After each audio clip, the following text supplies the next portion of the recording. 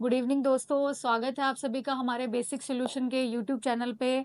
तो कल जो हमारी प्रीवियसली क्लास थी उसमें हमने जो भी आपके ग्रामर के टॉपिक है regarding SSC, CGL, banking and other competitive exam regarding state and other, ठीक है, उसमें हमने ब्रीफली इंट्रोडक्शन दिया था और साथ में मैंने आपको नाउन के बारे में इंट्रोडक्शन दिया था, what is noun and part of noun. आज हम उसी नाउन के बारे में डिटेल में बात करेंगे और जो कुछ इम्पॉर्टेंट पॉइंट है जो कि हमारे नाउन में बहुत इंपॉर्टेंट है according to your competitive exam. तो ये सबसे पहले है कि कुछ नाउन के वर्ड्स ऐसे होते हैं जो दिखने में हमें क्या लगते हैं, सिंगुलर लगते हैं। ये आप नोट डाउन भी कर सकते हो कि हमें दिखने में क्या लगेंगे, सिंगुलर लगेंगे। उसके साथ में क्या यूज किया जाता है, फर्स्ट ऑफ ऑल उनके सभी के साथ में एस यूज किया जाता है। And the second thing is कि ये जितने भी वर्ड्स है ये ग्रुप से यानी कि पेयर से मिलके बनते हैं। लाइक अगर मैं बात करती हूँ सीजर की, जैसे कि सभी के घर पे सिलाई मशीन होगी, कैंची का यूज किया जाता है, ठीक है। आपके घर पे किचन है, किचन में हम लोग चिमटे का यूज करते हैं। तो चिमटा क्या है, क्या सिर्फ एक से चिमटा बनता है? नहीं, चिमटे के लिए हम दोनों पेयर लेते हैं, फर्स्ट एंड सेकंड। तो ये दोनों चीजों से मिलके बना है। तो जब हम इस तरह के किसी भी ग्रुप ऑफ पेयर से जब कोई नाउन बनती है उसमें हम किसका यूज करते हैं, एस का यूज करते हैं। लाइक जैसे मैंने आपको बताया, यहाँ आपके बोर्ड, आपके स्क्रीन पे जो सामने लिखा हुआ है, like pants, pajamas, scissors, tongs and binoculars. Binoculars क्या होता है, दूरबीन। दूरबीन में भी ऐसा तो नहीं है कि हम खाली एक ही दूरबीन से देख सकते हैं, दिस इज नॉट पॉसिबल, ठीक है। तो ये जो चीजें, सन ग्लासेस, ठीक है, जो आप अब हमारे समर सीजन के अकॉर्डिंग यूज किए जाएंगे। इसके साथ साथ में कुछ जो नेचुरली वर्ड्स जो हमारे यूज किए जाते हैं उसमें, लाइक जैसे मैंने लिखा है यहाँ पे, थैंक्स, रिगार्ड और कॉन्ग्रेचुलेशन। लाइक जब हम किसी से बात कर रहे हैं, अब कुछ बच्चों को डाउट ये रहता है कि मैडम थैंकिंग भी यूज किया जाता है, थैंक्ड भी यूज किया जाता है, बट आपने तो यहाँ पे थैंक्स लिखा है। तो थैंक्स बेटा, जब हम किसी से बात कर रहे हैं, जनरली बात कर रहे हैं, जैसे हमारी किसी ने हेल्प की है तो हम उसको पूरा वर्ड ना बोल के सिर्फ ओनली हम थैंक्स बोल रहे हैं, तो उसमें हम किसका यूज करेंगे, एस का यूज करेंगे, नॉट थैंकिंग। इसी तरीके से रिगार्ड्स, कॉन्ग्रेचुलेशन, अगर कोई नोट डाउन करना चाहता है तो वो नोट डाउन भी कर सकते हैं, और कुछ पूछना है तो वो भी पूछ सकते हैं। और इसके बाद में कुछ वर्ड्स और हैं। इससे एक तो फर्स्ट ऑफ ऑल इस क्लास में सबसे इम्पॉर्टेंट है कि आपके एक तो वोकैब इंक्रीज होगी, कुछ वर्ड्स के बारे में नॉलेज मिलेगी, प्लस आपको ये पता चलेगा कि इन वर्ड्स का यूज कैसे किया जाता है अगर ये वर्ड्स हमारे कॉमन एरर में आते हैं। लाइक हम कॉम्पिटिटिव एग्जाम की तैयारी कर रहे हैं, ये छोटी छोटी चीजें हैं जो basically most of students in चीज़ों के बारे में नॉलेज नहीं होती, इसी के कारण छोटी छोटी मिस्टेक्स के कारण क्या है, नेगेटिव मार्किंग में मार्क्स हमारे कट जाते हैं। तो सबसे पहले मैंने क्या लिखा है, आर्म्स लिखा है, आउटस्कर्ट लिखा है, जिसका आर्म्स का मीनिंग क्या है, दान देना यानी कि चैरिटी। आउटस्कर्ट लाइक बाहरी इलाका, कोई भी, जैसे आप शहर हो, शहर में रह रहे हो, शहर के बाहर का इलाका, ठीक है, जो भी बाहर का, फायरवर्क्स लाइक पटाखे। इसके साथ में मैंने आपकी हिंदी भी लिख दी, जिससे जो बच्चे इसमें कंफर्टेबल ना हो, साथ साथ में हिंदी को भी वो एज अ मीनिंग के रूप में आप देख सकते हो, ठीक है। रिचेस, रिचेस का मीनिंग क्या होगा, रिचेस का मीनिंग यहाँ लिया गया संपत्ति। रिच क्या होता है, हम पर्सन के लिए यूज करते हैं, रिच किसके लिए यूज करते हैं, एज अ पर्सन के लिए यूज करते हैं। लेकिन जब हम बात करें रिचेस की तो that is use for as a property, as a संपत्ति। वो नेक्स्ट लिखा है आपके आर्चीज, दैट इज ऐतिहासिक दस्तावेज के लिए यूज किया जाता है। अमेंड्स, अमेंड्स क्या होता है, जब भी हम पॉलिटिक्स की बात करते हैं, जब भी हम पॉलिटिक्स की बात करते हैं तो पॉलिटिक्स में आपने सुना होगा कि अभी ये अमेंडमेंट किया गया है, ये नया लॉ एंड का ऑर्डर यानी कि नया कानून बना है, कानून में संशोधन किया गया है। तो इसका मीनिंग क्या होता है, to improve something, to improve something.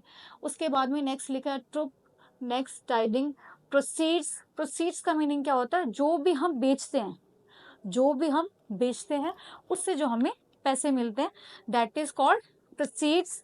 Next है टैक्टिक्स एंड रिमेन्स। रिमेन्स वही है जो आपका मैथ का होता है कि हमने कुछ भी परचेज किया है उसके बाद में हमारे पास में कितना रिमेन्स रह गया। And the next is shambles, that's meaning is टूटी फूटी कंडीशन या टूटी फूटी हालत। अगर आपको नोट डाउन करना है तो नोट डाउन भी कर सकते हो। और सबसे इम्पॉर्टेंट चीज एक और मैंने साइड में आपके लिखा हुआ है यहाँ पे, वेजेस। वेजेस का मीनिंग दो तरह से यूज किया जाता है। अच्छा, इनके साथ में सबसे पहले एक और चीज याद रखनी है, इनके साथ में जो हम हेल्पिंग वर्ब यूज करेंगे वो कौन सी होगी, आर फॉर्म में होगी। दूसरा ये कि जो हमारा वेजेस है इसमें भी हम एस का यूज करते हैं। किसका यूज करते हैं, एस का यूज करते हैं, but depend on our sentence. अगर हमारे सेंटेंस में इसका यूज एज मजदूरी यूज किया जा रहा है या एज ए परिणाम, अगर हम किसकी बात करें, परिणाम, परिणाम का मतलब क्या होता है, रिजल्ट, अगर परिणाम की तरह यूज कर रहे हैं तो इसमें हेल्पिंग वर्ब कौन सी लगेगी, इज। और अगर हम इसका यूज एज ए मजदूरी यूज कर रहे हैं, जैसे कि जो भी हमने काम किया उसका जो हमें पे मिला है उसके रूप में यूज कर रहे हैं, तो इसके साथ में हेल्पिंग वर्ब कौन सी आएगी, आर आएगी।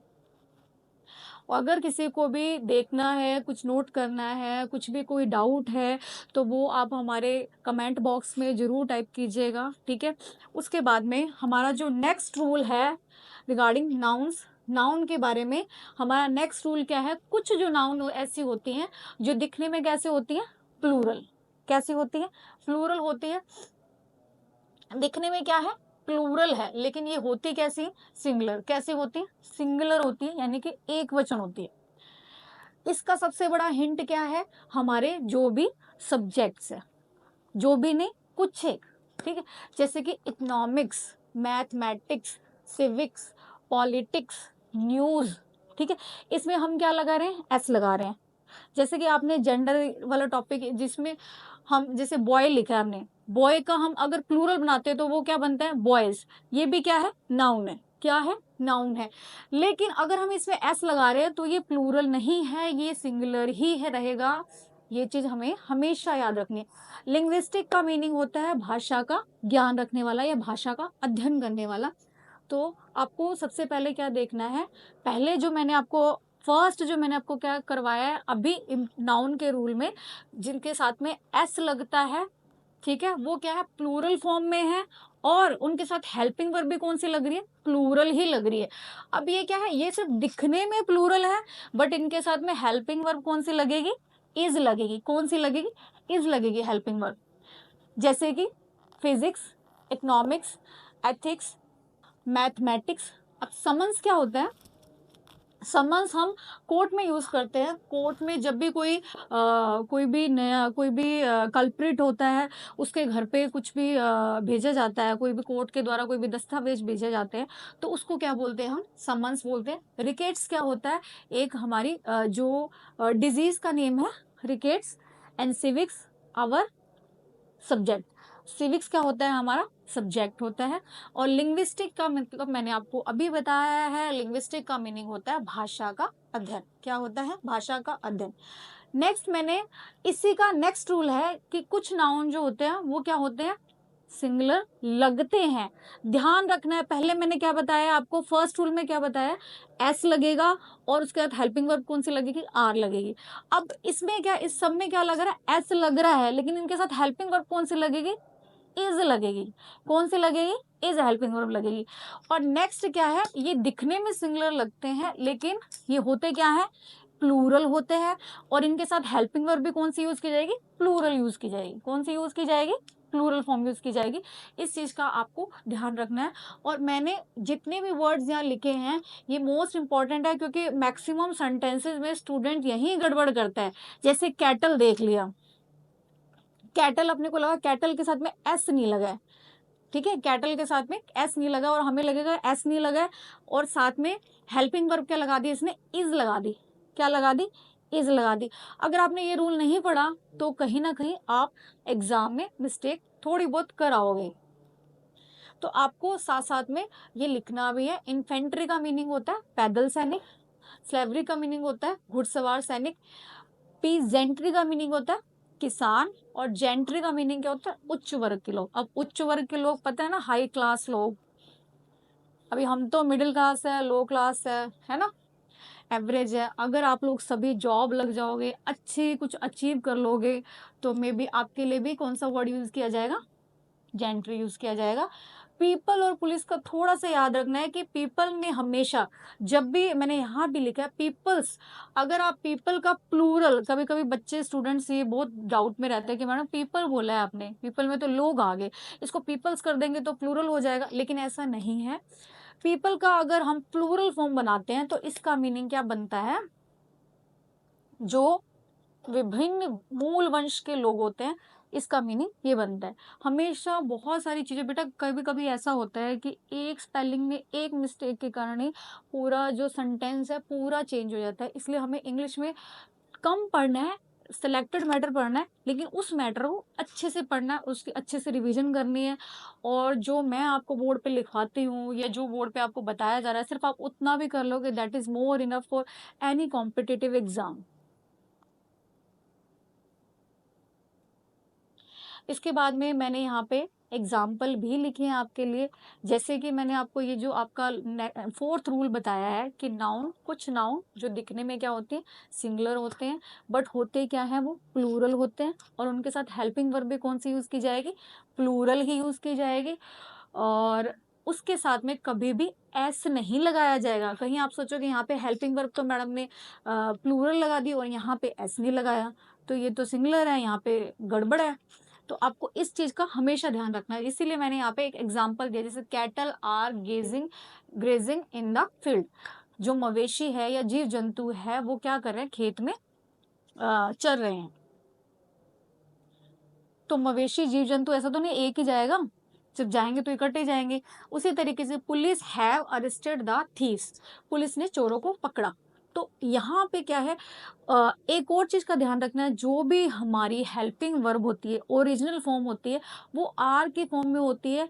वो टॉपिक मैं आपको नेक्स्ट क्लास में बताऊंगी कि आर फॉर्म क्या होती है, कैसे यूज करनी है। जैसे हमने यहाँ पे पुलिस है, पुलिस की जगह हैज क्यों नहीं लगाया, वहां पे बच्चों को बहुत डाउट रहेगा, इसीलिए मैंने आपको बोला है कि जब भी इस तरह के वर्ड्स होंगे जो क्या होंगे, दिखने में क्या होंगे, सिंगुलर होंगे, लेकिन होंगे क्या, प्लूरल होंगे, और इनके साथ हेल्पिंग वर्ब भी कौन सी यूज की जाएगी, प्लूरल ही यूज की जाएगी।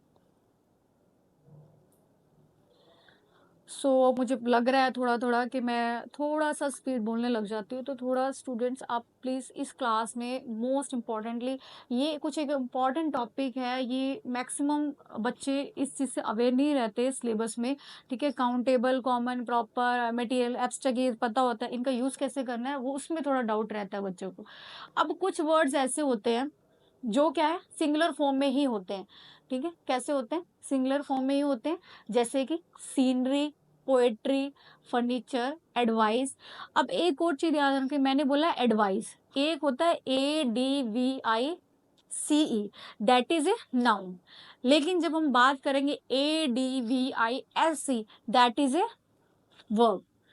तो इस चीज का भी बेटा थोड़ा सा ध्यान रखना हमको कि एक यहाँ पे देखो एस, सिर्फ एक सिंगुलर वर्ड चेंज करने से, एक छोटा सा वर्ड चेंज करने से क्या, ये तो क्या बन गया, नाउन, और दूसरा अगर यहाँ पे एस लगा देंगे तो ये क्या बन जाएगा, वर्ब बन जाएगा। इंफॉर्मेशन, इंफॉर्मेशन क्या है, किसी भी चीज की हमें जानकारी प्राप्त होना।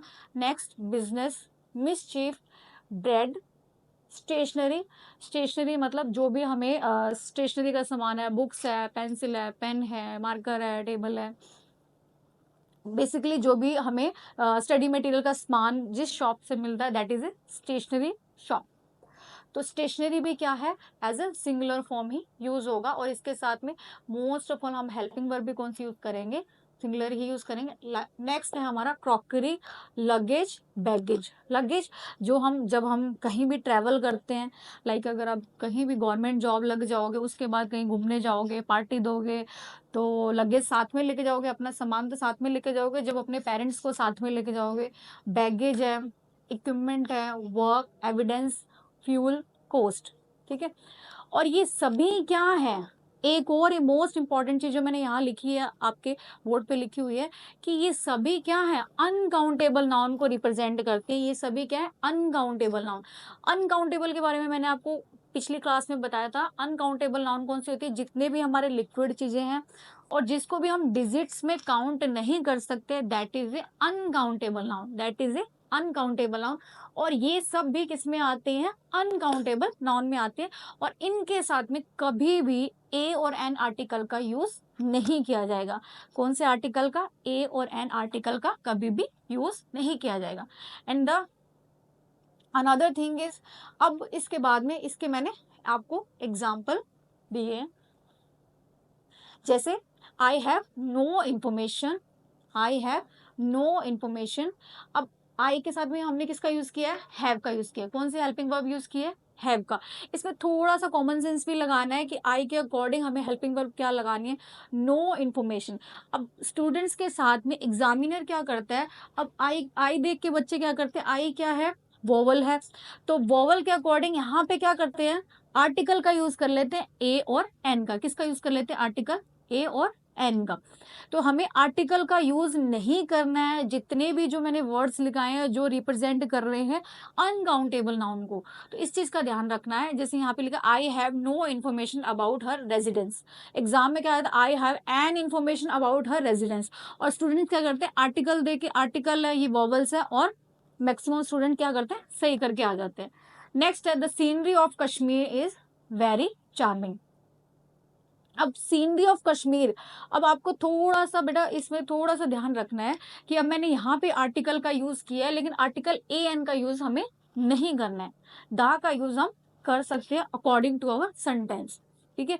अब सीनरी क्या है, एक है, तो इसने क्या किया है, ये अनकाउंटेबल में है। सीनरी यहाँ पे वो सीनरी नहीं है जो आपके दीवारों पे लगी होती है, सीनरी यहाँ पे लिया गया है नज़ारा।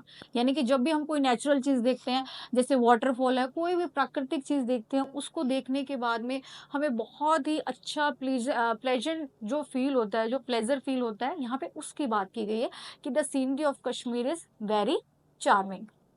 Next is his hair is black. तो यहाँ पे क्या है, हेयर क्या है, हेयर को हम काउंट कर सकते हैं, हेयर को, वाटर को, ऑयल को, डीजल को, पेट्रोल को, that these all things are uncountable noun. ये जब इन सब चीजों के बारे में बात की जाएगी तो ये क्या है, अनकाउंटेबल है। इनका एक हमेशा कभी भी बहुवचन नहीं बनेगा। यानी कि हेयर का हम हेयर्स नहीं कर सकते हैं कि इसके तो बहुत सारे बाल हैं, बालें हैं, तो इस चीज का हमें थोड़ा सा ध्यान रखना है।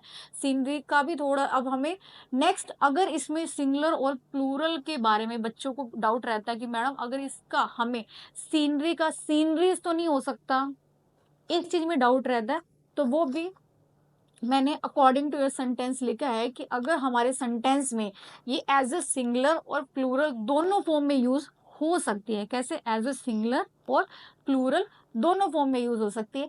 इसका जैसे मैंने एग्जांपल लिखा, he gave me a piece of information, a piece of information, all pieces of information. यहाँ पे हमने देखो ध्यान से देखना, इंफॉर्मेशन का कभी मैंने इंफॉर्मेशंस नहीं किया है, इसको प्लूरल फॉर्म में चेंज नहीं किया, इसके साथ में हमने यूज किया जैसे यहाँ पे ए पीस ऑफ इंफॉर्मेशन और यहाँ पे all pieces of information given by her were reliable. Reliable का मतलब विश्वास करने योग्य है, ठीक है।